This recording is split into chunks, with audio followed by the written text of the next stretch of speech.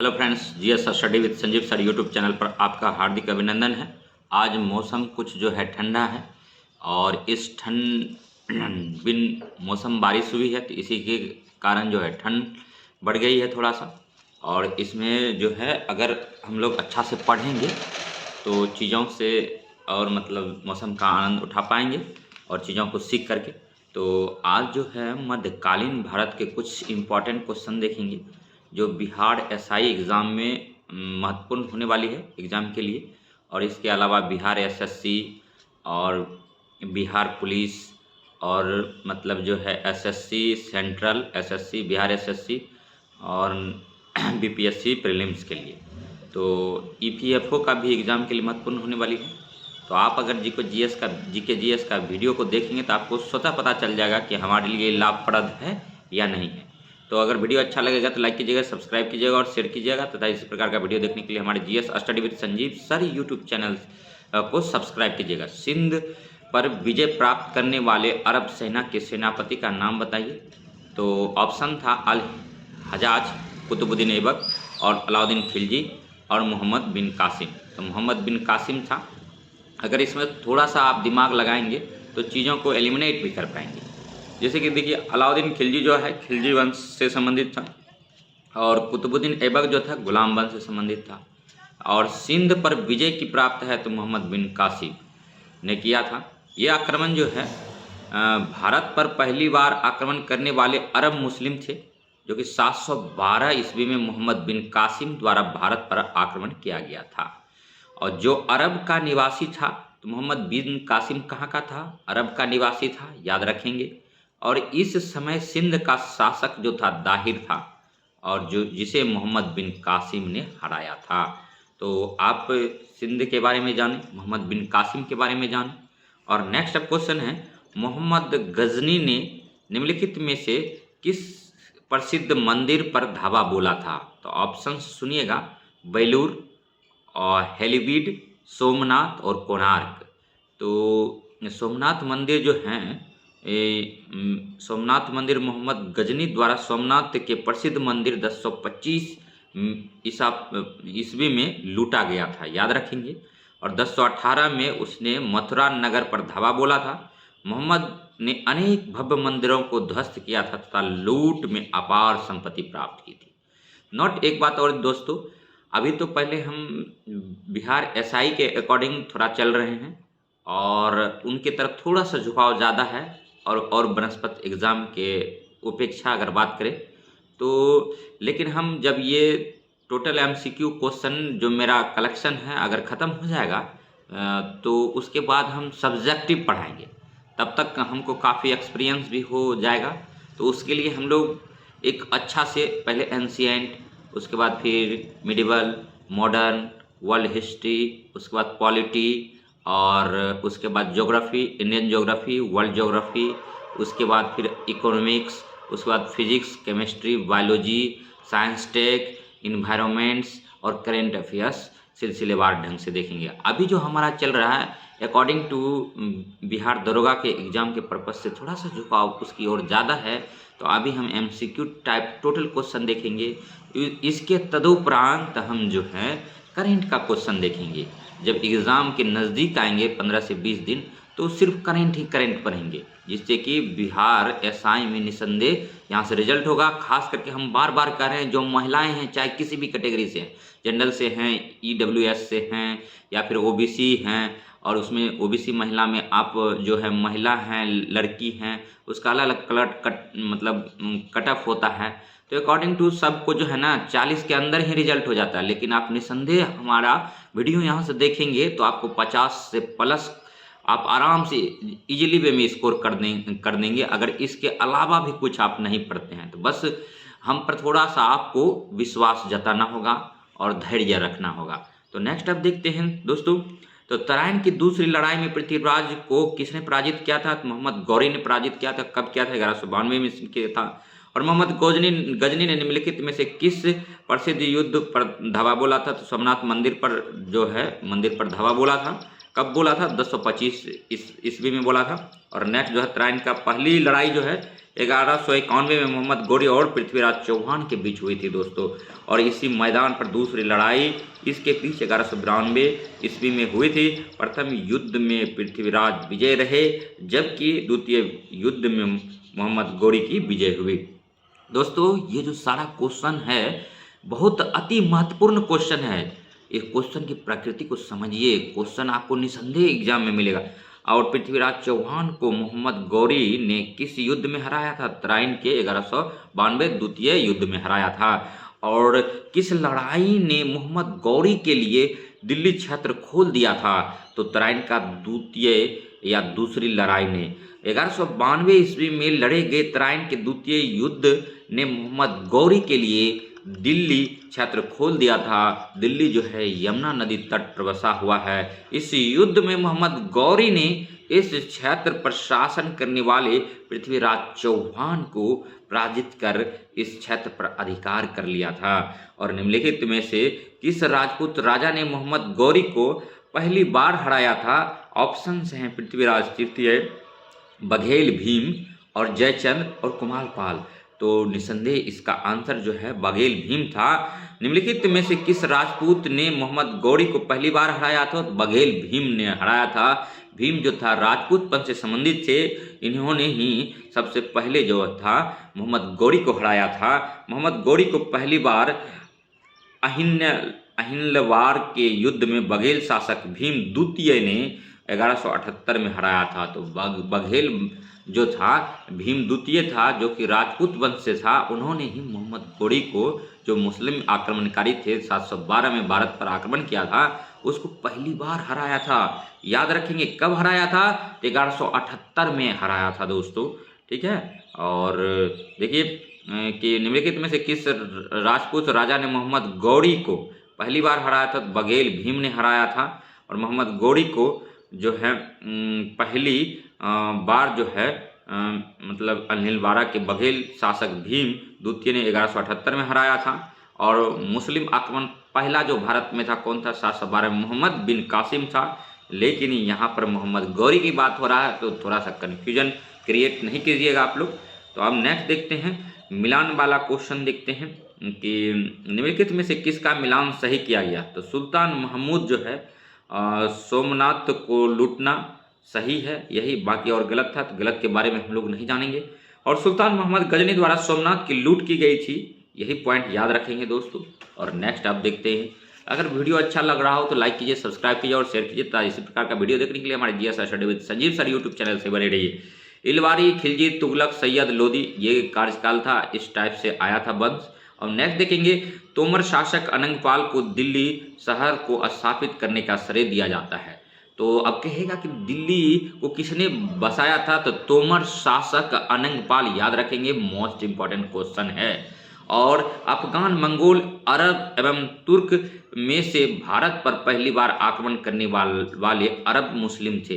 दोस्तों एक बात और, आप ना सिर्फ हम जो वीडियो बनाते हैं ना उसको ध्यान लगाकर सुनिए, लीड लगा के सो जाइए, लेट जाइए या फिर टहलिए और सुनिए, बार बार सुनिए। चीज़ों को 5 बार सुनेंगे ना, निसंदेह आपको फायदा होगा, गारंटी के साथ हम लिख देते हैं। नहीं फायदा होगा तब आप हमारे कमेंट सेक्शन में कमेंट कीजिएगा कि नहीं सर आप झूठ बोल रहे थे।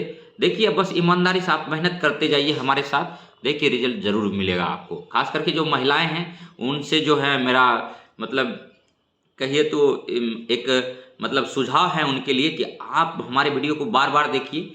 आपका निसंदेह बिहार पुलिस, बिहार दरोगा या इवन बिहार एसएससी, कोई भी एग्जाम हो बिहार का, उसमें आपका निसंदेह रिजल्ट होगा। हाँ, एक बात और मैं बताना चाहता हूँ, जो सीटेट एस्पायरेंट हैं जो कि इस बार जुलाई या दिसंबर वाला सीटेट देंगे, सेंट्रल टीचर्स एलिजिबिलिटी टेस्ट, जो कि शिक्षक बनने के लिए एक पात्रता परीक्षा है, तो उसके लिए भी हमारा सोशल साइंस का देख सकते हैं, उसके लिए भी हम जो है ईवीएस के लिए लाएंगे। और खास करके जो है अभी जो एसएसटी 6 to 8 में पूछा जाता है सोशल साइंस, उसके लिए हमारा वीडियो आप पूरा देख सकते हैं, निसंदेह वहां पर भी आपको फायदा मिलेगा। मोहम्मद बिन कासिम ने 712 ईस्वी में सिंध पर विजय प्राप्त किया था। डायरेक्ट ये पॉइंट याद रखेंगे, एनसीईआरटी से लिया गया है। तराइन की पहली लड़ाई 1151 ईस्वी में मोहम्मद गौरी और पृथ्वीराज चौहान के बीच हुआ था। मोहम्मद गौरी ने विजित प्रदेशों की देखभाल के लिए कुतुबुद्दीन ऐबक को नियुक्त किया था। कुतुबुद्दीन ऐबक गुलाम वंश का शासक था, प्रथम शासक था। कुतुबुद्दीन ऐबक मोहम्मद गौरी का गुलाम था और कुतुबुद्दीन ऐबक का गुलाम जो था इल्तुतमिश था। इल्तुतमिश को ही मतलब इक्ता प्रथा का मतलब जन्मदाता माना जाता है, इक्ता प्रणाली का। और कुतुबुद्दीन ऐबक का जो गुलाम था वो इल्तुतमिश था। इल्तुतमिश को ही गुलामों का गुलाम बोला जाता है। उसी का बेटी थी रजिया सुल्तान। तो नेक्स्ट आप जानेंगे। और मोहम्मद गौरी ने विजित प्रदेशों की देखभाल के लिए कुतुबुद्दीन ऐबक को नियुक्त किया था, ये भी याद रखेंगे। और नेक्स्ट है दोस्तों, दिल्ली सुल्तान का शासक कब प्रारंभ हुआ था? दिल्ली सुल्तान का शासन कब प्रारंभ हुआ था? तो 1206 ईस्वी में हुआ था। गुलाम वंश का जो कार्यकाल था दोस्तों 1206 से 1290 था। और गुलाम वंश का जो कुतुबुद्दीन ऐबक था उनकी राजधानी कहाँ थी? लाहौर थी। दिल्ली सुल्तान का शासक 1206 ईस्वी से शुरू होता है। इस वर्ष मोहम्मद गौरी की मृत्यु के पश्चात कुतुबुद्दीन ऐबक का औपचारिक राज्यारोहण लाहौर में किया गया। यह दिल्ली का पहला तुर्क शासक था। इसे भारत में तुर्की राज्य और दिल्ली सल्तनत का संस्थापक माना जाता है दोस्तों।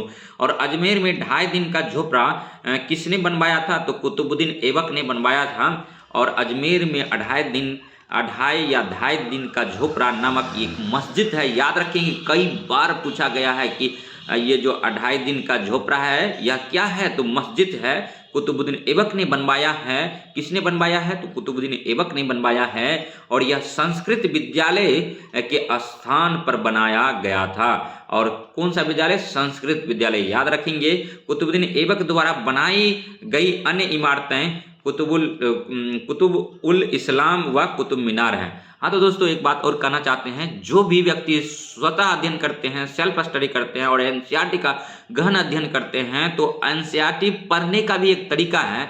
पहले आप एक बार सरसरी निगाह से एनसीईआरटी को पढ़ लें, उसके बाद दोबारा जब पढ़ें तो हाईलाइट करें। हाईलाइट आप तभी कर पाएंगे जब जिस एग्जाम का आप तैयारी करते हैं उसका प्रीवियस ईयर का क्वेश्चन आपके सामने रहेगा। जैसे कुतुबुद्दीन ऐबक से पूछा है तो मतलब गुलाम वंश से पूछा है, तो जब एनसीईआरटी में हम गुलाम वंश से पूछेंगे, जहां जहां से क्वेश्चन आया है वहां से अंडरलाइन करेंगे।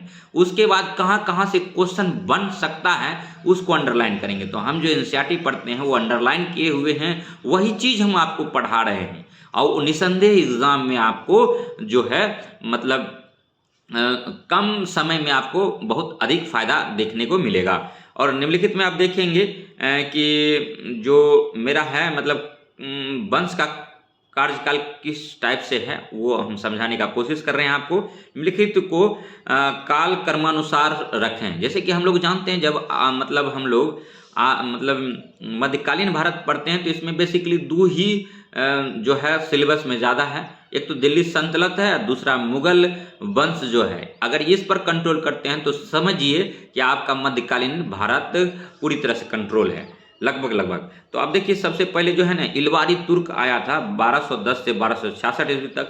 उसके बाद खिलजी वंश आया 1290 से 1320 ईस्वी तक। खिलजी वंश के शासक अलाउद्दीन खिलजी ने ही 50% टैक्स लगाया था। नेक्स्ट है तुगलक वंश आया 1320 से 1414 तक रहा। और सैयद वंश 1414 से 1451 तक रहा। लास्ट का लोधी वंश था 1451 से 1526 तक रहा, जिसको 1526 पानीपत के प्रथम युद्ध में बाबर ने हराया और युद्ध स्थल में ही मारा गया ये। और उसी के तदोपरांत जो है भारत में मुगल वंश की स्थापना हुई।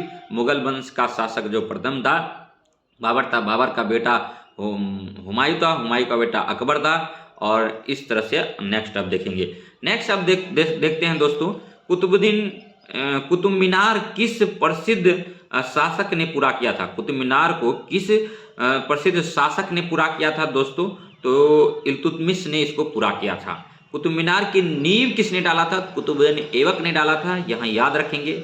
और फिरोज शाह तुगलक का भी इसमें नाम आता है, उन्होंने कुतुब मीनार की मरम्मत करवाया था, इसीलिए उसका नाम आता है। कुतुब मीनार की नींव कुतुबुद्दीन ऐबक के द्वारा रखी गई थी, जबकि इसे पूरा करवाने का श्रेय इल्तुतमिश को प्राप्त है। तूफान के कारण क्षतिग्रस्त हुए मीनार के कुछ भागों की मरम्मत फिरोज शाह तुगलक ने करवाया था और फिरोज शाह तुगलक के दरबार में ही 1,80,000 गुलाम रहते थे।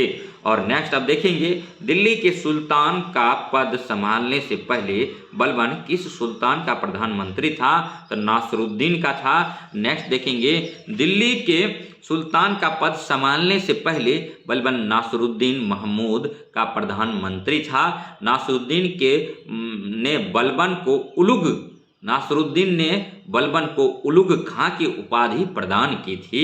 1266 ईस्वी में नासरुद्दीन मोहम्मद की मृत्यु के बाद बलबन उसका उत्तराधिकारी बना, क्योंकि नासरुद्दीन के कोई पुत्र नहीं था। और अब देखेंगे एक मोस्ट इम्पॉर्टेंट क्वेश्चन है, बलबन को उलुग खां की उपाधि किसने दिया था? तो नासरुद्दीन महमूद ने दिया था। याद रखेंगे, मोस्ट इम्पॉर्टेंट क्वेश्चन है। निम्नलिखित में से दिल्ली का पहला संप्रभुता संपन्न सुल्तान कौन था? तो इल्तुतमिश था। कुतुबुद्दीन ऐबक को भारत में तुर्की राज्य का संस्थापक माना जाता है।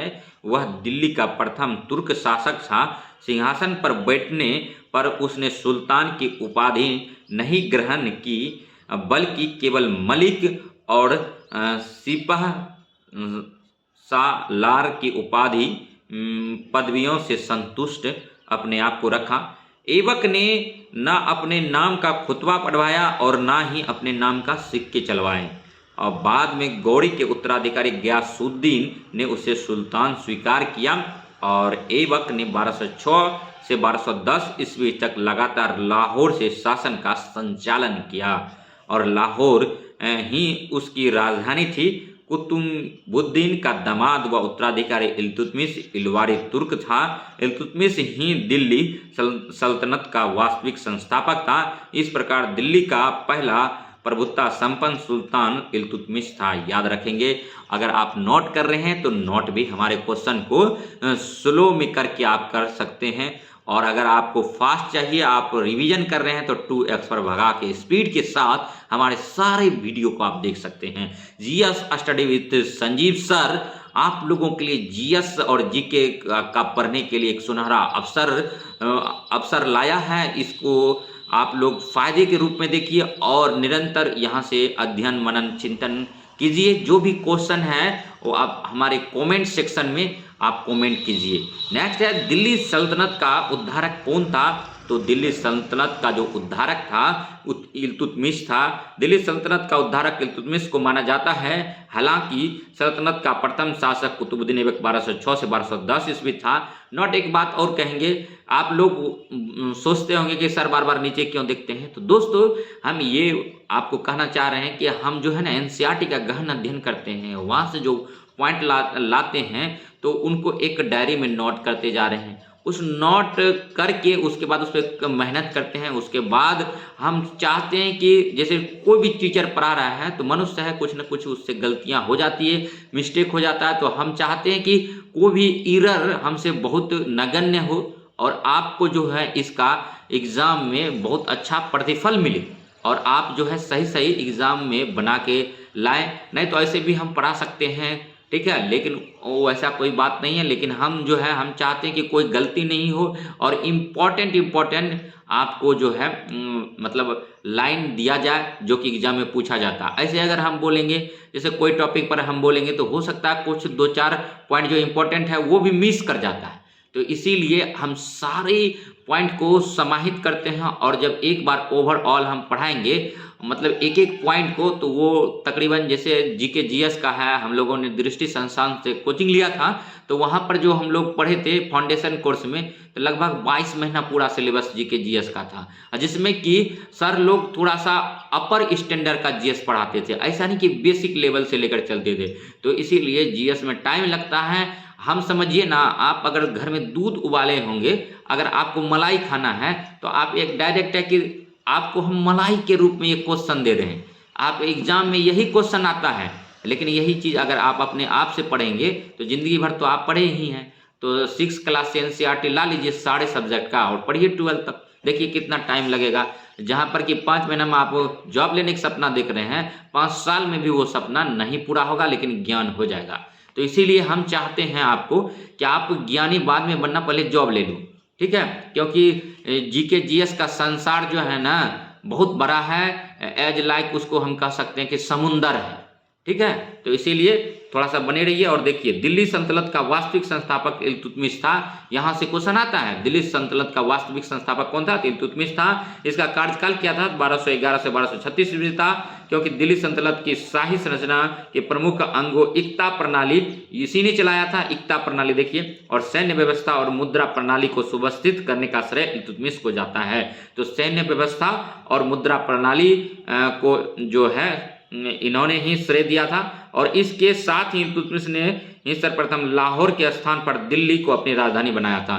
तो हम पहले ही बता चुके हैं कि कुतुबुद्दीन ने जो था अपनी राजधानी लाहौर बनाया था। जब उसके बाद इल्तुतमिश गद्दी पर बैठा तो उन्होंने लाहौर से पुनः दिल्ली को अपनी राजधानी बना लिया। और के ए निजामी के अनुसार इल्तुतमिश ने दिल्ली सल्तनत को एक व्यक्तिगत, एक पद एवं एक प्रेरण शक्ति, एक दिशा, एक शासक व्यवस्था और शासक वर्ग प्रदान किया। और नेक्स्ट अब क्वेश्चन देखते हैं, नियमित मुद्रा जारी करने वाला और दिल्ली को अपने साम्राज्य की राजधानी घोषित करने वाला दिल्ली का प्रथम सुल्तान कौन था? तो इल्तुतमिश था। और चंगेज खान ने जलालुद्दीन का पीछा करते हुए किसके शासनकाल में भारत की सीमाओं पर आक्रमण किया था? तो इल्तुतमिश पर किया था। और ये इंपॉर्टेंट क्वेश्चन है, थोड़ा सा इसके बारे में जानेंगे। मंगोल आक्रमणकारी चंगेज खान ने ख्वारिज्म शाह के पुत्र जलालुद्दीन मंगवर्नी का पीछा करते हुए इल्तुतमिश के शासनकाल में 1220 से 1221 ईस्वी में सिंध पर आक्रमण किया था। परंतु इल्तुतमिश द्वारा मंगवर्नी की कोई सहायता न किए जाने और 1228 ईस्वी में मंगवर्नी के वापस चले जाने से भारत पर मंगोल आक्रमण का भय टल गया था। और चंगेज खान जो था बहुत बड़ा आक्रमणकारी था और उनसे कोई बच नहीं पाया था। तो यहाँ पर जो है इल्तुतमिश ने अपना बुद्धि का परिचय देते हुए, ठीक है, मंगवर्नी का सहायता ना करके मतलब भारत पर मंगोल आक्रमण का मतलब जो भय था उसको टाल दिया। तो यहाँ पर ये क्वेश्चन जो है इसीलिए मैं बता रहा हूँ आपको कि बिहार दरोगा के एग्जाम में पूछा गया है प्रीवियस ईयर, अगर आप लोग पढ़ते होंगे तो आप निसंदेह अब इस आंसर का मतलब आंसर को समझ गए होंगे क्वेश्चन को। नेक्स्ट क्वेश्चन है दोस्तों, निम्न में से किसको शक्तिशाली नोबेलों के एक समूह चिहलगानी के विनाश का श्रेय दिया गया था? तो बलबन होगा आंसर। बलबन 1266 से 1286 ईस्वी ने इल्तुतमिश द्वारा स्थापित 40 तुर्की सरदारों के दल चिहलगानी को समाप्त किया था। नेक्स्ट है, प्रसिद्ध फारसी त्योहार नौरोज का प्रवर्तन किसने किया था? तो बलबन ने किया था। हाँ तो दोस्तों एक बात और हम कहना चाहते हैं, जो खास करके महिला एस्पायरेंट हैं, महिला का हम बहुत सम्मान करते हैं, खास करके लड़की हो या महिला हो, तो आप लोग जिस भी कैटेगरी से हैं आपको निसंदेह आप हमारा वीडियो देखते रहिए, पढ़ते रहिए, आपका बिहार एसआई, बिहार दरोगा, बिहार पुलिस में निसंदेह रिजल्ट होगा। यहाँ तक कि जो अग्निवीर भी बनना चाहती हैं उनका भी यहाँ से रिजल्ट होगा। आप बस हमारे वीडियो को देखते रहिए। बस एक चीज़ है कि आप लोग बेसिकली एक लूसेंट का बुक लाते हैं, उसको पढ़ते हैं, लेकिन उसको भी पढ़ने में अगर कठिनाई हो रही है तो उसको भी आप क्यूट कर दीजिए, हटा दीजिए, बस मेरा वीडियो देखिए और एक स्पीडी का पतली सी करेंट सिर्फ ला लीजिए और उसको सिर्फ अभी से पढ़िए। और नहीं तो उसको भी नहीं पढ़ना है तो हम उसको भी कराएंगे और करेंट का निचोड़ कराएंगे, जो कि मतलब बिहार एसआई एग्जाम के लिए महत्वपूर्ण होगा। तो इसीलिए हम कहेंगे कि लूसेंट पढ़ना है पढ़िए, नहीं पढ़ना है मत पढ़िए, लेकिन बस हमारा वीडियो को दिन भर में 2 बार 4 बार 5 बार मतलब मेरा जितना भी वीडियो है ना सबको देखिए, चाहे वो बीपीएससी के लिए ही क्यों न बनाया गया हो। आपको निसंदेह जो है ना उससे आपको बहुत फायदा होगा। आप जीएस के प्रकृति को समझ पाएंगे और जीएस में जो आदमी पूरा जिंदगी बर्बाद कर देता पढ़ने में, वो मतलब टाइम आपका यहाँ पर सेव हो जाएगा, आप टाइम बर्बाद नहीं होगा, मिनिमम टाइम में मैक्सिमम आउटपुट दे पाएंगे। और ख़ास करके उन महिलाओं से मेरा विनती है जो कि कई वर्षों से तपस्या कर रही है, पढ़ी है, वही चीज़ को समझते हैं, अगर ईर्ष्या है, द्वेष है, तो उन सब को हटा करके आप मेरे वीडियो को निरंतर पढ़िए, देखिए और सुनिए और नोट डाउन हो सके तो कीजिए। देखिए आपको फ़ायदा होगा, गारंटी के साथ मैं कहता हूँ, ठीक है। क्योंकि आप अभी तक जितना बिहार एसआई का एग्ज़ाम हुआ है उसको आप एनालिसिस करके देखिए कि आपको कितना स्कोर करना है और क्या यहाँ से उस लेवल का, और प्रीवियस ईयर भी क्वेश्चन देखिए, क्या यहाँ पर वो लेवल नहीं दिया जा रहा है। तो आपको इधर उधर भटकने से क्या फ़ायदा। आप फालतू का आप किसी नामी गिरामी टीचर का वीडियो देखेंगे, लेकिन वो आपको एक वीडियो में मुश्किल से मुश्किल 20 क्वेश्चन या 30 क्वेश्चन बताएगा और 1 घंटा आपका लपेट लेगा।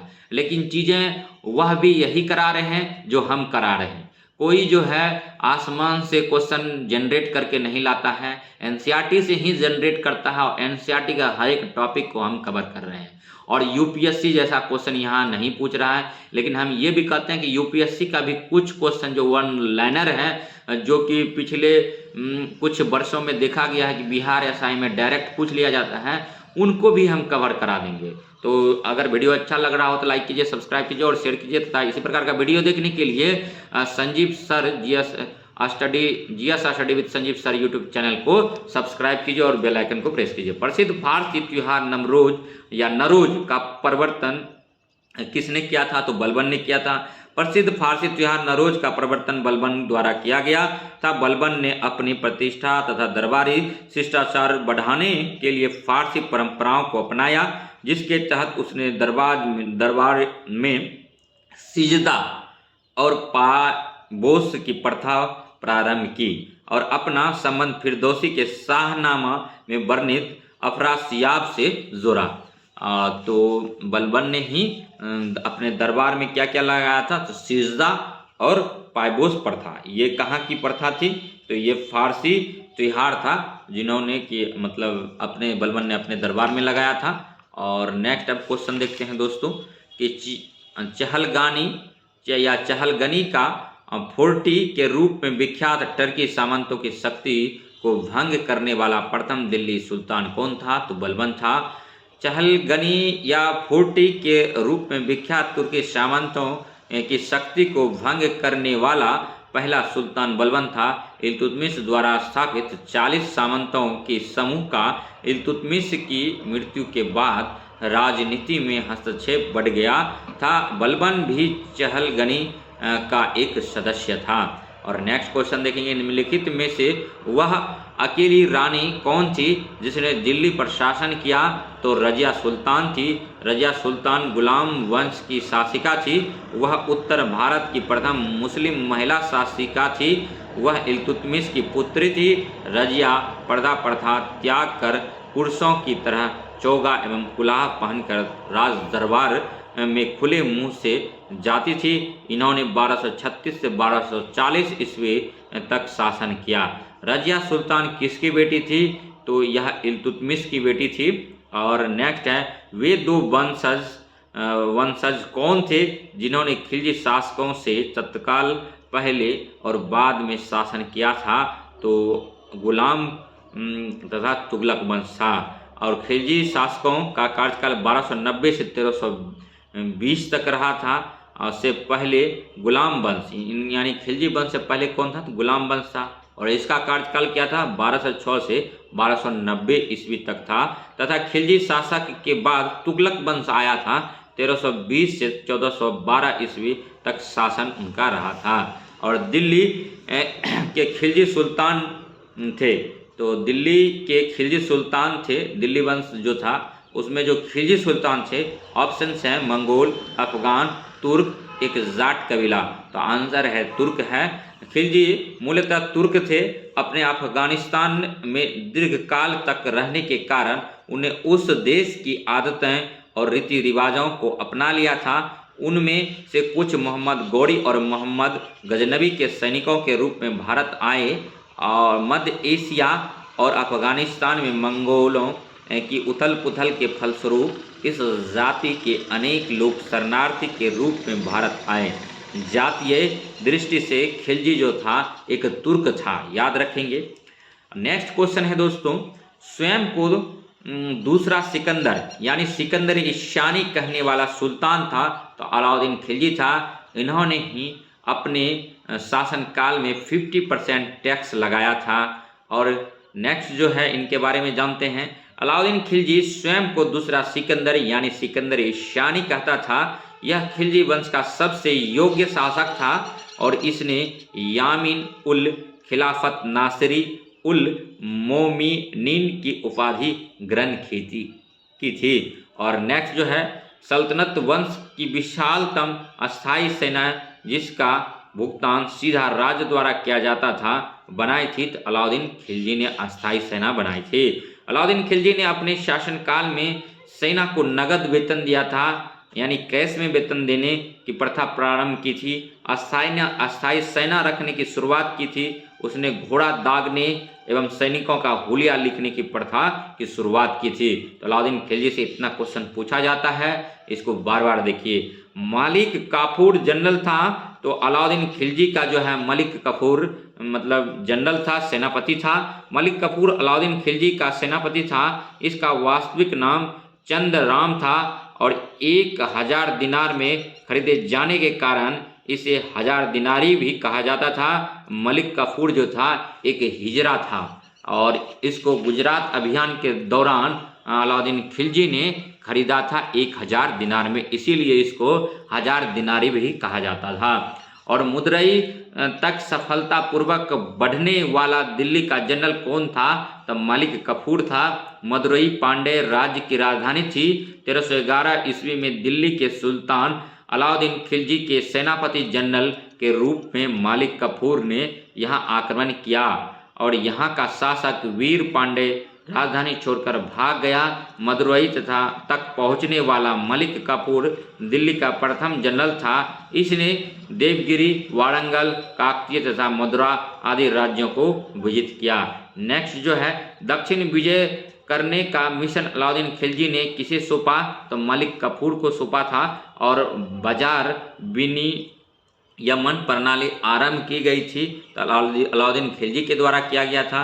बाजार विनियमन प्रणाली अलाउद्दीन खिलजी द्वारा आरंभ की गई थी।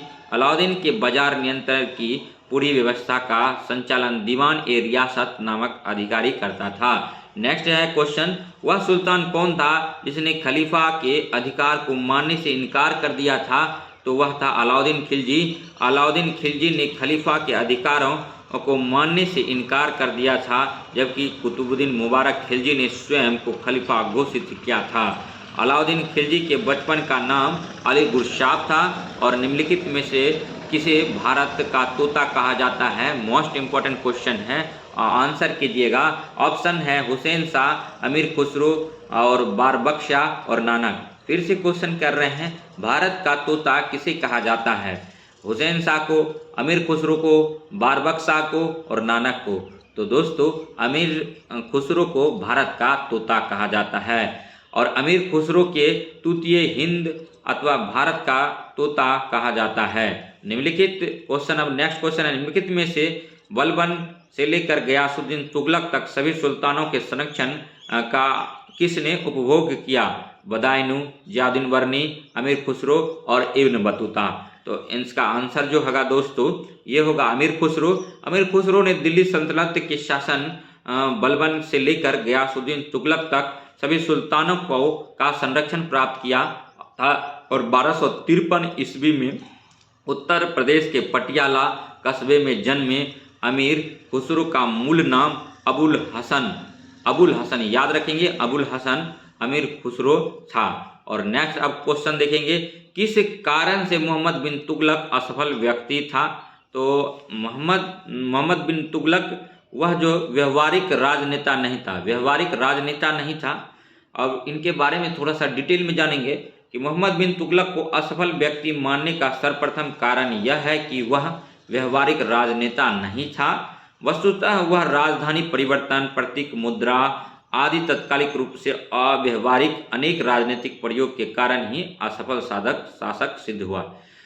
दोस्तों एक बात यहाँ पर जानना जरूरी है कि मोहम्मद बिन तुगलक जो था एक शिक्षित शासक था और वह जो था तरह तरह की नीतियाँ लाता था, लेकिन उसके कार्यकाल में जो अधिकारी थे भ्रष्ट थे, भ्रष्टाचार में लिप्त थे।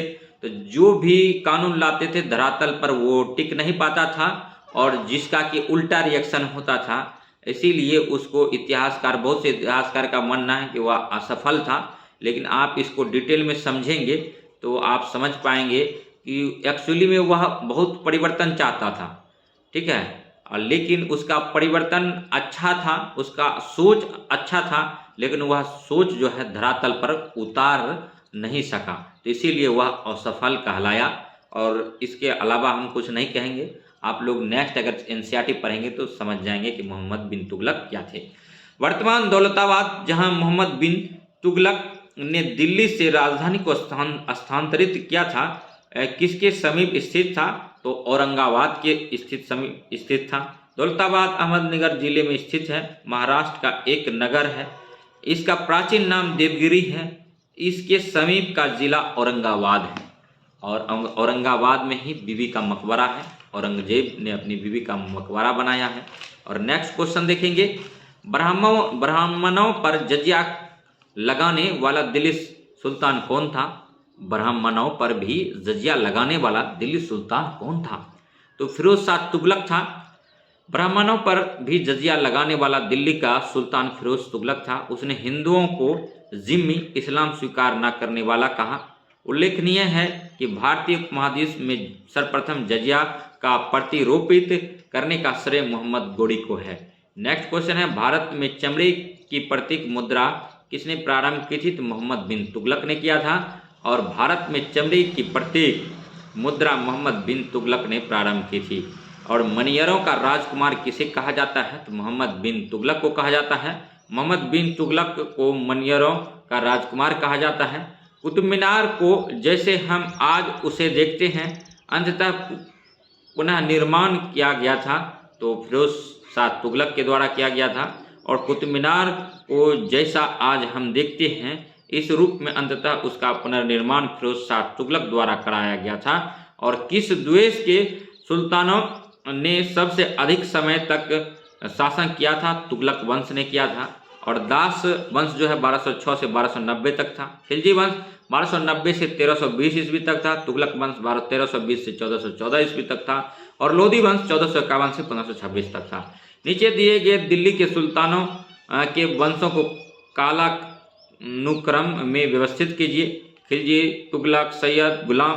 तो सबसे पहले जो था गुलाम वंश था 1206 से 1290। उसके बाद खिलजी वंश 1290 से 1320, यहाँ क्वेश्चन के अकॉर्डिंग चल रहे हैं। तुगलक वंश जो है 1320 से 1414 ईस्वी तक था एवं सैयद वंश 1414 से 1450 ईस्वी तक था। और निम्नलिखित में से किस सुल्तान ने सती प्रथा रोकने का प्रयास किया था? तो मोहम्मद बिन तुगलक ने किया था। सती प्रथा को रोकने का प्रयास करने वाला दिल्ली सल्तनत का सुल्तान मोहम्मद बिन तुगलक था। वह होली में भी हिस्सा लेता था। यात्री इब्न बतूता कहाँ से आया था? तो मोरक्को से आया था। यात्री इब्न बतूता मोरक्को का निवासी था और तथा विभिन्न देशों की यात्रा के बाद वह 1333 ईस्वी में मोहम्मद बिन तुगलक के शासनकाल में भारत आया। सुल्तान ने इसे दिल्ली का काजी नियुक्त किया। 1342 ईस्वी में मोहम्मद बिन तुगलक ने इसे अपने राजदूत के रूप में चीन भेजा। याद रखेंगे, चीन भेजा।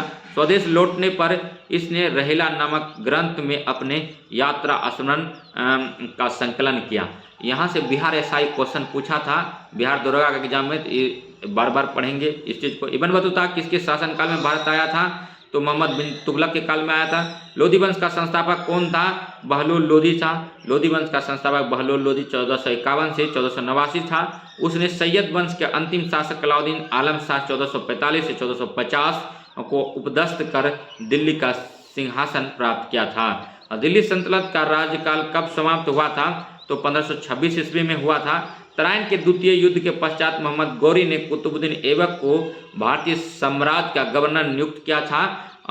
गौरी ने मृत्यु के बाद 1206 ईस्वी में दिल्ली सल्तनत की नींव पड़ी थी और फरगना शासक बाबर व दिल्ली सल्तनत के सुल्तान इब्राहिम लोदी के मध्य 21 अप्रैल 1526 को पानीपत का प्रथम युद्ध हुआ जिसमें बाबर की विजय के साथ दिल्ली सल्तनत का अंत हो गया। मुगल वंश का साम्राज्य स्थापित हो गया। तो मुगल वंश का साम्राज्य स्थापित करने का श्रेय निसंदेह जो है बाबर को जाता है। और दिल्ली सल्तनत का अंतिम वंश क्या था? तो लोधी वंश था दोस्तों। और दिल्ली सल्तनत का अंतिम वंश लोधी वंश था।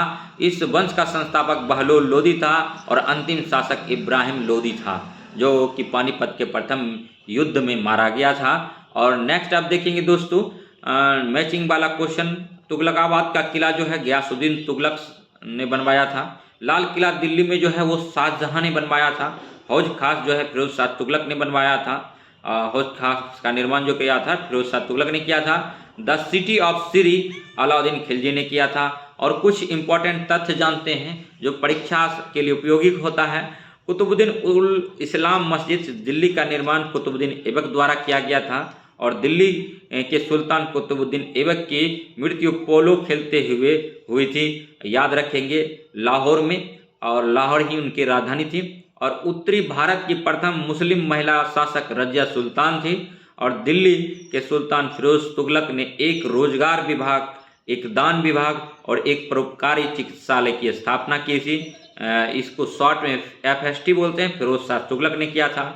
अलाउद्दीन खिलजी के शासनकाल में सबसे अधिक मंगोल आक्रमण हुए थे। तो सबसे अधिक मंगोल आक्रमण किसके काल में हुए थे? तो अलाउद्दीन खिलजी के काल में हुआ था दोस्तों, याद रखेंगे। और नेक्स्ट जो देखते हैं, दिल्ली, अलाउद्दीन खिलजी दिल्ली का एक ऐसा प्रथम सुल्तान था। फिर से इस क्वेश्चन को देखिए, अलाउद्दीन खिलजी दिल्ली का ऐसा प्रथम सुल्तान था जिसने दक्षिण भारत को विजित करने का प्रयास किया था। खिलजी शासन अलाउद्दीन खिलजी ने दिल्ली के राज सिंहासन पर बैठने के लिए अपने ससुर जलालुद्दीन खिलजी की हत्या कर दी थी। और इतिहासकारों ने मोहम्मद बिन तुगलक को विरोधाभासों का मिश्रण बताया है। और मोहम्मद बिन तुगलक खगोल शास्त्र, गणित, चिकित्सा विज्ञान, तर्कशास्त्र तथा दर्शन आदि में निपुण था। सन 1929 और 1330 के बीच मोहम्मद बिन तुगलक ने तांबे के सिक्के के रूप में प्रमाण स्वरूप मुद्रा प्रचलित की थी। लोधी वंश का अंतिम शासक इब्राहिम लोधी था। आगरा नगर की स्थापना सिकंदर लोधी द्वारा की गई थी 1504 में। और सिकंदर लोधी ने ही 1506 में आगरा को सर्वप्रथम राजधानी बनाया था। आगरा जो है यमुना नदी तट पर अवस्थित है। आगरा में ही ताजमहल है जिसको शाहजहां ने बनवाया था। नेक्स्ट है, सल्तनत काल के सभी सुल्तानों की राजभाषा क्या थी? तो फारसी थी। सूफी परंपरा में पीर का आशय क्या है? सूफी परंपरा में पीर से क्या आशय है? तो सूफियों के गुरु को पीर बोलते हैं। नेक्स्ट इनके बारे में जानते हैं। सूफी परंपरा में पीर से आशय गुरु तथा मुरीद से आशय शिष्य होता है।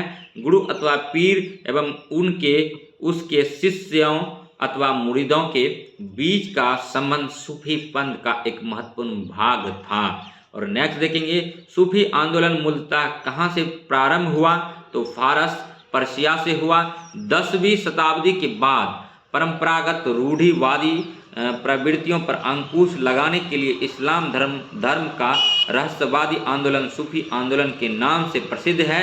इस आंदोलन का सूत्रपात फारस पर्शिया में हुआ था, जिसे वर्तमान में ईरान कहा जाता है। सूफी आदेशों को किस नाम से जाना गया? तो सिलसिला के नाम से जाना गया।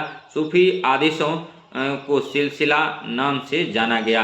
अमीर खुसरो एक संगीतज्ञ था और उपर्युक्त में सूफी संत, फारसी तथा हिंदू का लेखक और विद्वान इतिहासकार उपर्युक्त सभी था।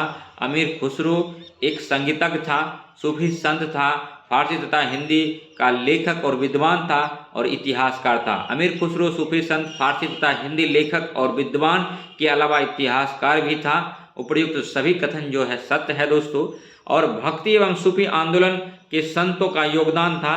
तो धार्मिक सद्भाव में 15वीं एवं 16वीं सदी के प्रथम चरण में भक्ति आंदोलन से जुड़े संतों तथा सूफियों ने एक ऐसा सामान्य मंच तैयार कर दिया था जिस पर विभिन्न संप्रदायों और धर्मों के लोग एकत्रित हो सकते थे और एक दूसरे को समझ सकते थे।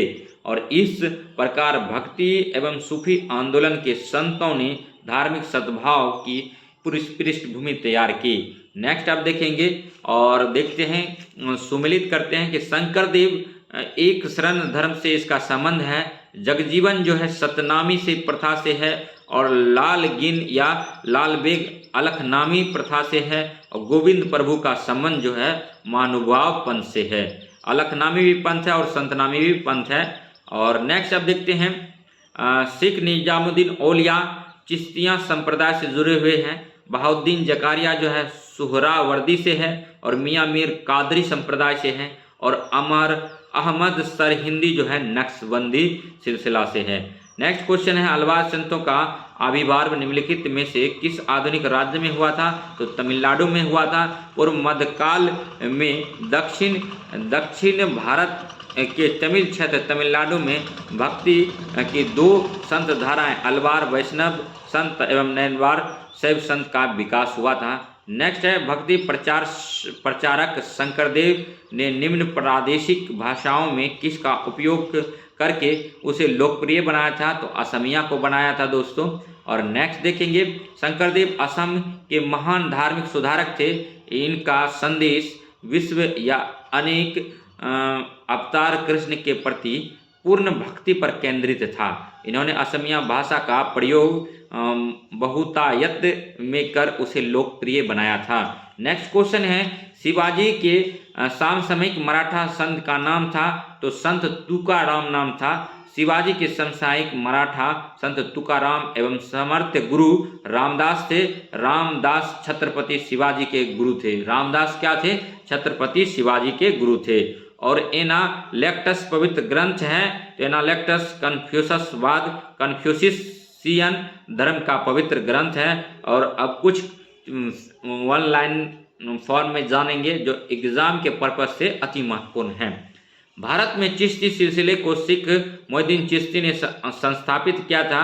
सर्वप्रथम मध्यकालीन भक्ति आंदोलन का प्रारंभ रामानुजाचार्य ने किया था। सिख मोहिउद्दीन चिश्ती यह मानते थे कि भक्ति संगीत ईश्वर के निकट पहुंचने का एक मार्ग है। नेक्स्ट क्वेश्चन देखते हैं दोस्तों। संत कबीर के गुरु रामानंद थे। संत कबीर के जो गुरु थे रामानंद थे। और अजमेर में सूफी संत मोहिउद्दीन चिश्ती का दरगाह है। महाराष्ट्र में भक्ति संप्रदाय संत ज्ञानेश्वर की शिक्षाओं द्वारा फैला था। और शाह तारा सितार का जनक अमीर खुसरो को समझा जाता है। विजयनगर राज्य की स्थापना किसने की थी? तो संगम वंश ने किया था। विजयनगर राज्य की स्थापना संगम वंशीय शासक हरिहर एवं बुक्का द्वारा 1336 ईस्वी में की गई थी। विजयनगर के शासकों ने प्रोत्साहित किया था। तो तमिल तेलुगु और संस्कृत को प्रोत्साहित किया था। विजयनगर के शासकों ने कन्नड़ तमिल तेलुगु और संस्कृत को प्रोत्साहित किया था, याद रखेंगे। और गोवा के महत्वपूर्ण किले को बहमनियों से छीनने वाला प्रथम विजयनगर शासक कौन था? तो हरिहर सेकेंड था। मोस्ट इंपोर्टेंट क्वेश्चन है। गोवा को बहमनियों से सर्वप्रथम छीनने वाला प्रथम विजयनगर शासक हरिहर सेकेंड था। 1377 ईस्वी में उसने बहमनी सुल्तान मुजाहिद की मृत्यु के कारण हुई अव्यवस्था का लाभ उठाकर गोवा को जीत लिया। और नेक्स्ट क्वेश्चन देखेंगे दोस्तों। 1420 में विजयनगर साम्राज्य में आने वाले इटली के यात्री का नाम था? तो निकोलो डी कोंटी था। 1420 ईस्वी में विजयनगर साम्राज्य में आने वाला इटली का यात्री निकोलो डी कोंटी था, जो देवराय प्रथम के शासनकाल में आया था। मोस्ट इंपोर्टेंट क्वेश्चन है, एसएससी में कई बार पूछा गया है दोस्तों। कृष्णदेव राय ने कौन सी पुस्तक लिखी थी? तो आमुक्त माल्यद लिखी थी। कृष्णदेव राय शासनकाल को तेलुगु साहित्य का क्लासिक युग कहा गया है। इसके राज दरबार में तेलुगु साहित्य के 8 सर्वश्रेष्ठ कवि रहते हैं, जिन्हें अष्टदिग्गज कहा जाता था। और कृष्णदेव राय ने तेलुगु में आमुक्त माल्यद एवं संस्कृत में जामवंती कल्याणम की रचना की। दोनों बुक इनका मोस्ट इंपोर्टेंट है। और इन्हें आंध्र भोज यानी कृष्णदेव राय को आंध्र भोज, अभिनव भोज, आंध्र पितामह आदि उपाधियां प्राप्त थी। ये बाबर के समकालीन थे। कृष्णदेव राय जो थे बाबर के समकालीन थे। कृष्णदेव राय के दरबार में अष्टदिग्गज रहते थे और शिवाजी के दरबार में अष्टप्रधान रहते थे। तेलुगु कृत आमुक्त माल्यद के लेखक कौन हैं? तो कृष्णदेव राय हैं। निम्न में से कौन सी साहित्यिक कृति कृष्णदेव राय ने लिखी थी? तो कथा सरिस थागा, कबीर राजमार्ग और उषा परिनायम और अमुक्त माल्यद। अमुक्त माल्यद लिखा था। अमुक्त माल्यद किसका कार्य है? तो यह जो है कृष्णदेव राय का है, कृति है। अमुक्त माल्यद कृष्णदेव राय की कृति है। नेक्स्ट क्वेश्चन देखेंगे। विजयनगर के मध्यकालीन नगर को आजकल कहते हैं तो हम्पी कहते हैं। मध्यकाल के विजयनगर को आजकल हम्पी के नाम से जाना जाता है। हम्पी नगर कर्नाटक में है। यहीं पर विजयनगर साम्राज्य की राजधानी थी। इस समय यह उजार नगरी है। तालिकोटा की प्रसिद्ध लड़ाई कब हुई थी? तो 1565 में तालिकोटा का युद्ध हुआ था। तालिकोटा का प्रसिद्ध युद्ध 1565 में विजयनगर साम्राज्य एवं दक्षिण के राज्यों बीजापुर, बीदर, अहमदाबाद एवं गोलकुंडा के मध्य लड़ा गया था। और नेक्स्ट क्वेश्चन देखेंगे कि मरमर विथी से गोल गुम्बद का निर्माण किस शासक द्वारा किया गया था? तो भी मोहम्मद आदिल शाह सेकेंड द्वारा किया गया था। कर्नाटक राज्य के बीजापुर में स्थित गोल गुम्बद के निर्माण का कार्य बहमन शासक मोहम्मद आदिल शाह सेकेंड के शासनकाल के दौरान ही प्रारंभ किया गया था, किंतु इसका निर्माण अली आदिल शाह द्वितीय के शासनकाल के दौरान पूर्ण हुआ था और मोहम्मद आदिल शाह को मृत्यु के बाद इसी में दफनाया गया था। इस कारण इसे मोहम्मद आदिल शाह के मकबरे के नाम से भी जाना जाता है। मोस्ट इंपॉर्टेंट क्वेश्चन था। हाँ दोस्तों, एक बात और हम कहना चाहेंगे कि जो भी हम क्वेश्चन करा रहे हैं अति महत्वपूर्ण है और यह क्वेश्चन जो है कई बार कई एग्जाम में अच्छे बड़े बड़े एग्जामों में आया है। तो हम बार बार वो एग्जाम का नाम नहीं लेना चाहते कि एसएससी में आया, रेलवे में आया, बैंक में आया या क्लर्क में आया, बैंक क्लर्क में आया, या फिर ये नहीं लेना चाहते कि मतलब ग्रामीण बैंक में आया, या फिर हम ये नहीं कहना चाहते कि बीपीएससी में आया। तो क्वेश्चन की प्रकृति अच्छी है। ये जीके जीएस का क्वेश्चन है, ये एनसीईआरटी से लिया गया लाइन है। एनसीईआरटी सभी जगह पूछा जा रहा है, सभी एग्जाम में जहाँ जीके जीएस का सिलेबस है। तो आप इसको निसंदेह बार बार पढ़िए, आपको फायदा होगा। नेक्स्ट अब क्वेश्चन देखते हैं। निम्नलिखित बहमन शासकों में से बीजापुर में प्रसिद्ध गोल गुम्बद का निर्माण किसने किया था? तो मोहम्मद आदिल शाह ने किया था। और बीजापुर अपनी किस चीज के लिए जाना जाता है? तो गोल गुम्बद के लिए जाना था। बीजापुर गोल गुम्बद की स्थापत्य कला के लिए जाना जाता है। नोट एक बार और, बहुत सारे स्टूडेंट का कमेंट आता है कि सर आप बड़ी स्पीड में पढ़ाते हैं। देखिए, अगर स्पीड ज़्यादा हो ना तो इसको कम कर लीजिए। और बहुत सारा स्टूडेंट कहते हैं सर समझ में नहीं आता।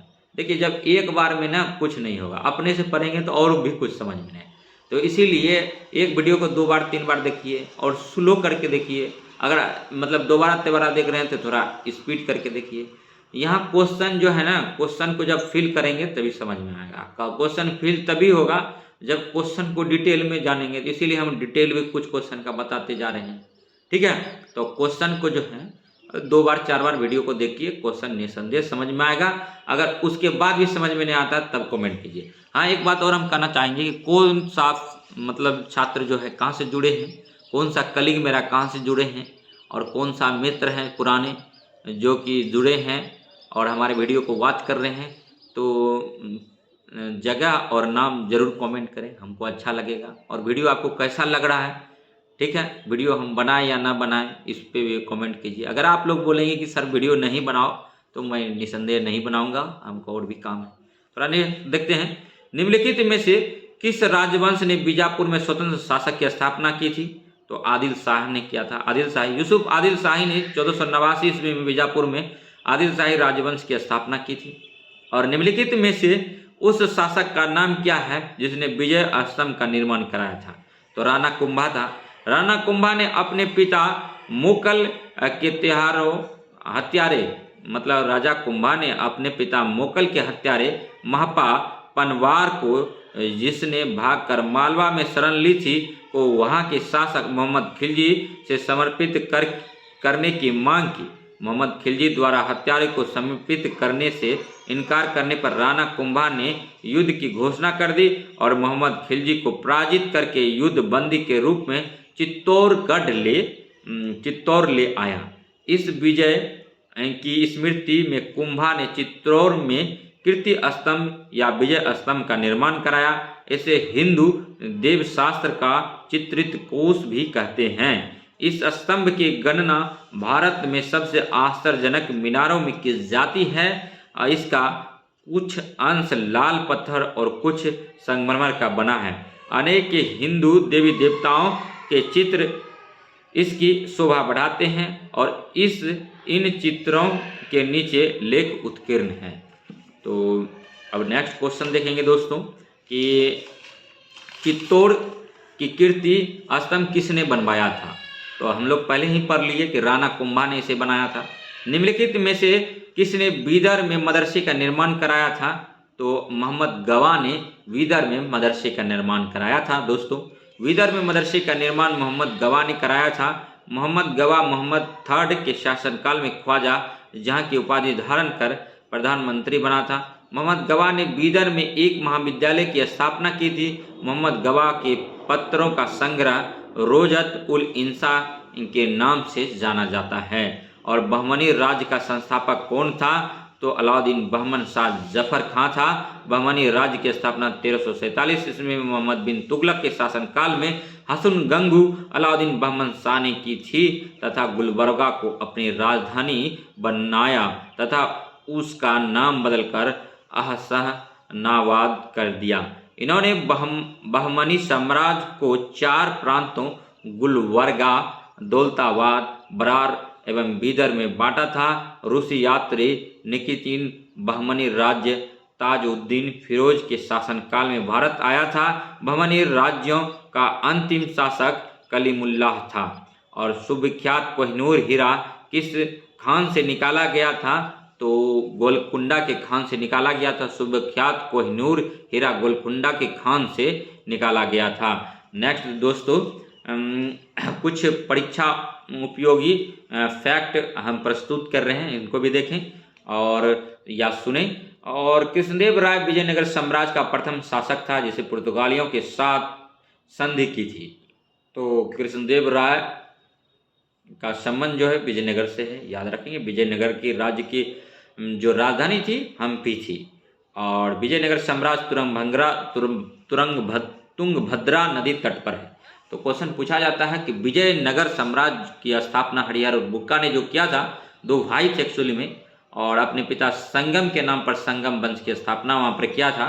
तो विजयनगर साम्राज्य किस नदी तट पर अवस्थित है?